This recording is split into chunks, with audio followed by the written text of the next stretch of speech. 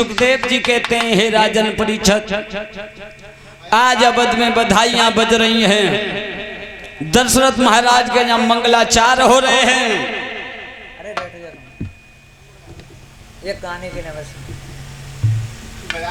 बैठा दे। नहीं यार, अरे नहीं नहीं मेरे रिश्तेदार आ रहे हैं यार। नहीं, अरे सुनिए कि तुम बजा के ध्यान रखना श्रोता बंधुओं, आज अवध में बधाई बज रही थी। इस प्रकार से महाराज दशरथ के यहाँ मंगलाचार हो रहे हैं। कुलगुरु वशिष्ठ ने उनके नाम रखे हैं। कौशल्या के उधर से जो पुत्र पैदा हुआ था उसका राम नाम रखा गया, और केकई के उधर से जो बच्चा पैदा हुआ उसका नाम भरत रखा गया, और सुमित्रा के उधर से दो बच्चे पैदा हुए उनका नाम लक्ष्मण और शत्रुघ्न रखा गया। धीरे धीरे इधर बालक बड़े होते जा रहे हैं। इधर में लंकापति रावण का डंका बज रहा है विश्व पे। ध्यान करें श्रोता बंधुओं,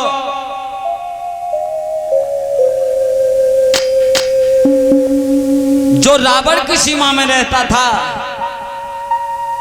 उससे 10 कंदर रावण कर लेता था। रावण की सीमा में कुछ सप्तऋषि रिहा करते थे। एक दिन रावण ने कहा, अरे मंत्रियों, जाइए मेरी सीमा में ये महात्मा निवास कर रहे हैं, उनसे कर लेकर के आओ। आज जब मंत्री चले हैं, श्री सुखदेव जी सावधान कर रहे हैं कि उत्तरानंदन परीक्षित आज महात्मा से आकर के कहा, रे महात्मा हो, हमारे महाराज का आदेश है, आप कर दीजिए। महात्मा ने कही, हम पे कर को आए, ये भैया आप भीख मांग के पेट पाल रहे, कर की बात कर रहे हो, हमारे पास कुछ नहीं, हमारे पास है तो हमारा रक्त है, आप हमारे खून को निकलवा लीजिए। मेरे श्रोता बंधुओं, आज मंत्री बात सुनकर के लौट आकर के 10 कंदर रावण से कहा, रे रावण, महात्मा ने कह दिया है कि हमारे पास कर नहीं है, हमारा खून लेना चाहता है तो खून ले सकता है। श्री सुखदेव जी सावधान करते हैं कि हे राजन परीक्षित, आज 10 कंदर रावण ने आदेश कर दिया कि जाइए महात्माओं का खून निकलवा करके लाओ। गागर लेकर के गए, महात्माओं से कहा, रावण का आदेश है कि अपना खून निकालिए।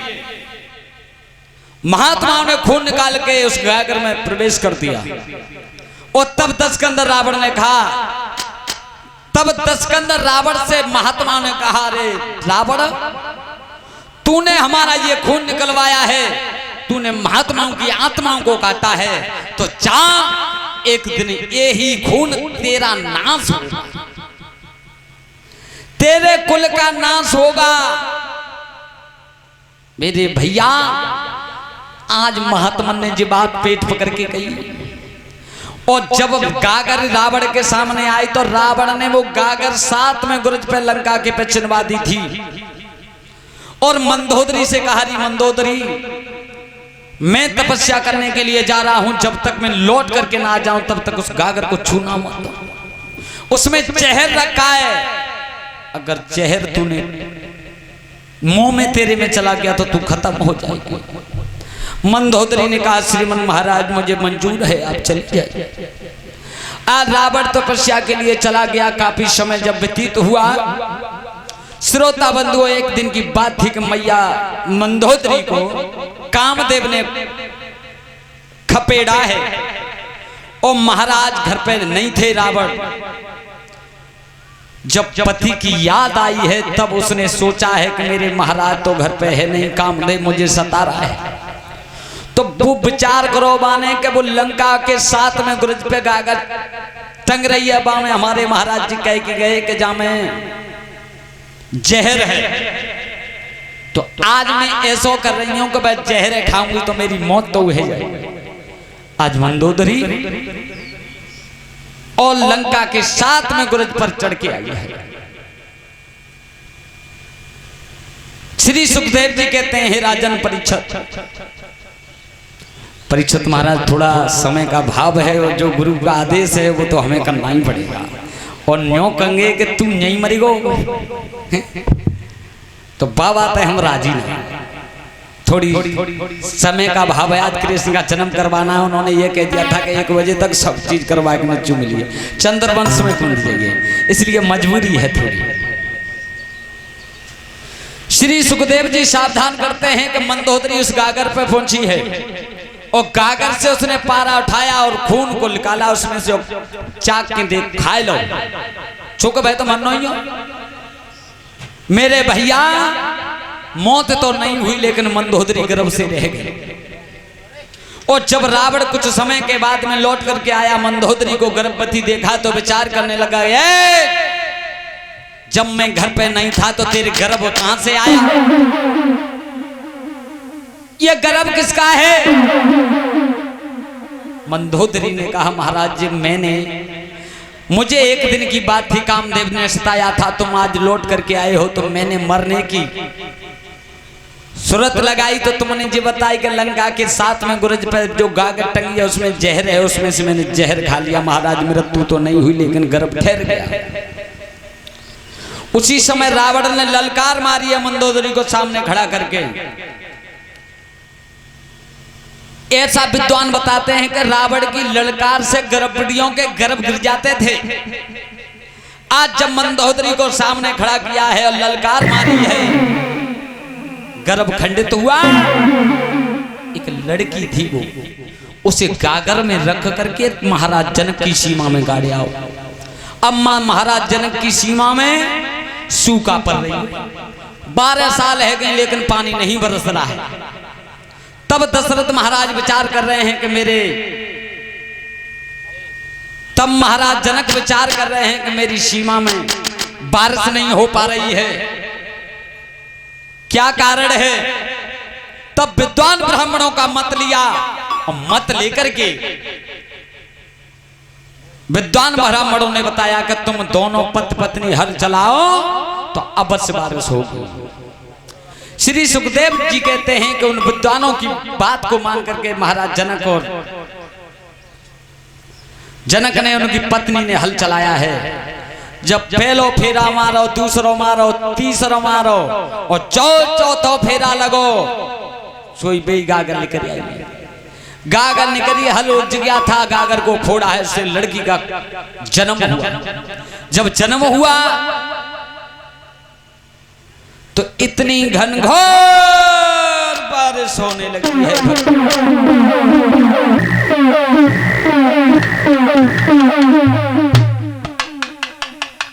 जब घनघोर बारिश हुई है, अब तो जीव जंतु मनुष्य सभी बड़े हर्ष में हुए, सबके मन शीतल हुए। सोचने लगे कि 12 साल के बाद में महाराज दशरथ ने हल चलाया है, उनकी पत्नी ने हल चलाया है, तब बारिश हुई। बड़े हर्ष में हुए थे। श्री सुखदेव जी सावधान कर रहे हैं, तब उस लड़की को महाराज जनक ने उठा करके ले गए। तब विद्वान ब्राह्मणों ने कहा कि तुम्हारी लड़की के जन्म होने से ही बारिश हुई है और सबका मन शीतल हुआ है, तो इस लड़की का नाम सीता है। बोलिए सीता मैया की। आज उस लड़की का नाम सीता रखा गया। सीता धीरे धीरे बड़ी होती जा रही हैं। श्री सुखदेव जी सावधान कर रहे हैं। इधर में विश्वामित्र जो थे वो यज्ञ करते थे, लेकिन राक्षस उनकी यज्ञ को नहीं होने देते थे। और जब महाराज को पता चला है विश्वामित्र को कि राम और लक्ष्मण का जन्म हो गया, उसी समय महाराज दशरथ के यहाँ आए हैं तो दोनों पुत्रों को मांगा है। तो दशरथ ने मने करिए कि इन्हें मन ले जाओ, इन्हें ले जाओ, छोटे छोटे। राम लक्ष्मण वो देतना बनता, शस्त्र घर में भरत ले जाओ। विश्वामित्र ने की इनकी मोह कोई जरूरत ना है, देव तो उन्हें देव, ना तो मने करो भाल लौट के जाता है। तब रानी थी कही रानी ऐसे ऐसे बात है, कोई बात ना दे इन्हीं की देने हैं, कहाँ एक संतान ना आई, महात्मा की कृपा है, दे दे। दोनों राम और लक्ष्मण को दे दिया था, विश्वामित्र ने लेकर के चले हैं। श्री सुखदेव जी सावधान कर रहे हैं, तब विश्वामित्र ने दोनों को पूछा, बेटा राम लक्ष्मण, कहिए स्वामी जी कि ये रास्ता तो 3 दिना की है और ये 1 दिना की है, 3 दिना बाइक पे चलो या 1 दिना बाइक पे चलोगे। तब राम ने प्रश्न किया, प्रभु एक बात बताओ, जा 3 दिना बाइक में कहा है और 1 दिना बाइक में कहा है? कि 3 दिना बाइक में कोई टेंशन ना है और जी 1 दिना बाइक हतिका जाम ने रोज झंझट हुए। राम ने की जाई पे चलो 1 दिना बाइक पे चलो। आज विश्वामित्र भगवान श्री राम लक्ष्मण दोनों को पीछे किया है, आगे आगे विश्वामित्र जा रहे हैं। श्री सुखदेव जी सावधान कर रहे हैं कि ताड़का का वध किया है। सबसे पहले ताड़का आई है मार्ग में, उसका वध किया। वध करने के बाद में आगे पहुंचे हैं तो जंगल में हड्डियां पड़ी हुई हैं, हड्डी पड़ी हुई थी। तब राम ने पूछा, प्रभु एक बात बताइए, ये हड्डियां किसकी हैं, ये शिला किसकी पड़ी हुई है?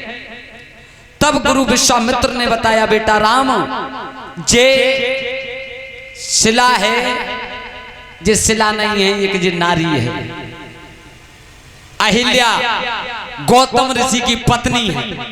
महाराज ये पत्थर कैसे है गई? कि पत्थर जो है गई कि 1 दिना चंद्रमा और सूर्य,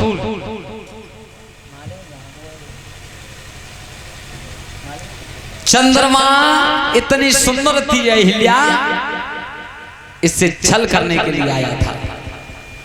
और गौतम ऋषि का ये नियम था कि 4 बजे गंगा स्नान करने के लिए जाते थे। तो छल करो, सूर्य बनो मुर्गा और चंद्रमा छल करने के लिए आया था। तो 2 बजे आके आवाज मारी, रात के 12 बजे। अब गौतम ऋषि ने विचार करो लला के बच्चों, सवेरो आज बड़ा जल्दी है वो, लेकिन है वो होए।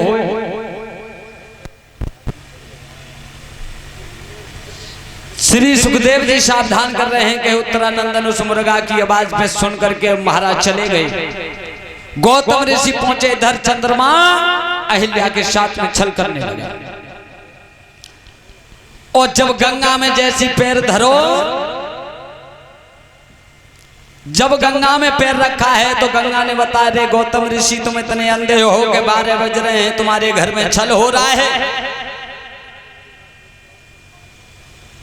छल हो रहा है। उसी समय गौतम ऋषि ने धोबती विजयी पाई, बाइया लेके धर बाजे आय के धे धोबती कड्डारी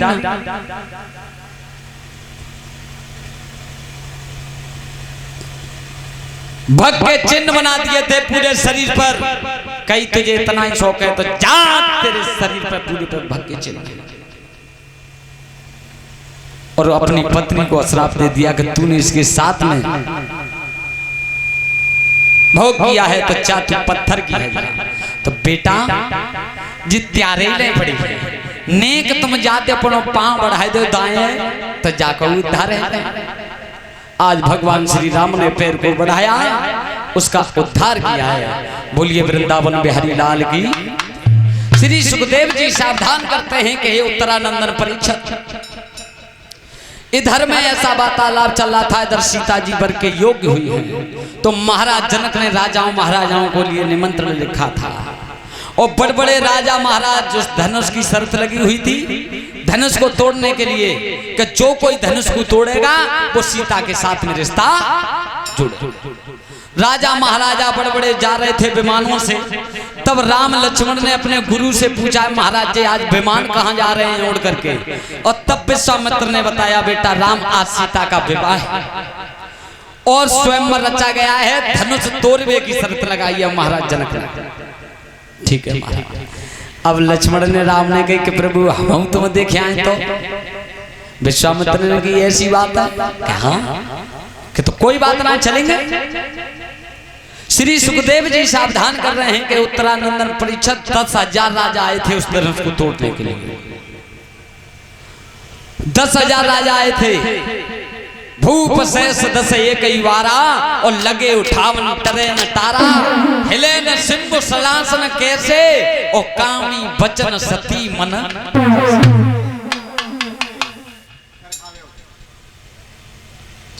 10,000 राजा अब धनुष पे लगे। एक बार ना लगे, बारी बारी से लगे थे, लेकिन काऊ के बूते थे धनुष नहीं टूटा। इधर विश्वामित्र प्रभु श्री राम जहां महात्मा बैठे तो वहां बैठे देख रहे हैं। श्री सुखदेव जी सावधान कर रहे हैं और तब राजा जनक ने विचार करो है कि अब काऊ वीर पे धनुष ना टूटे। और तब कहिए सीता थे, सुनो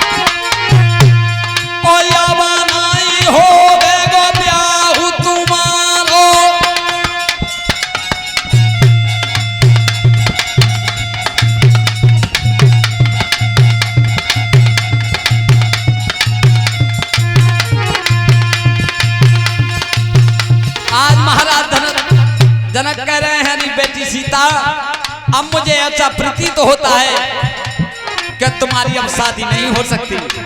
जितने भी संसार की नारियां हैं वो सब बांझ हैं, किसी ने छत्री को नहीं जन्मा। तजो आसन जन जग रह जाऊं, नई विधि विधान पे लिखो भी आऊं।